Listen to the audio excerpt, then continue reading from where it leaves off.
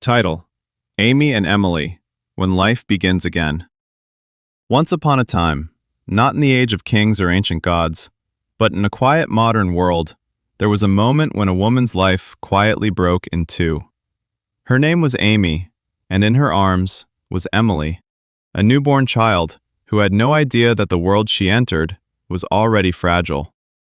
Amy stood in the silence of a small, empty room. No footsteps in the hallway. No voice calling her name. No promise of tomorrow. Only the soft breathing of her baby. Emily. That was the only thing that still felt real. Amy looked around and tried to understand how life had brought her here. Not long ago, everything looked different. There were dreams, plans, a sense of forever. But life does not always ask permission before it changes direction. That night, the world outside was cold.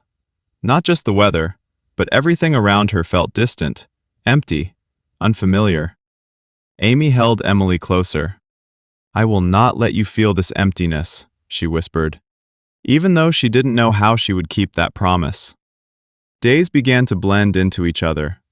Amy learned things she never thought she would need to learn. How to stay awake through exhaustion.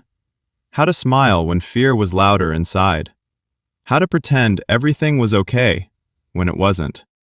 The house was small. The silence inside it was bigger. But Emily grew. Slowly, quietly, like life always does, even in hard places. There were nights Amy sat by the window, holding her daughter, thinking, "Did I fail before I even began?" But then Emily would move. A small sound, a small breath, a small reminder that life was still happening, and she was still part of it. Something began to shift. Not outside, but inside Amy. She stopped asking why everything happened, and started asking, "What can I build from here?"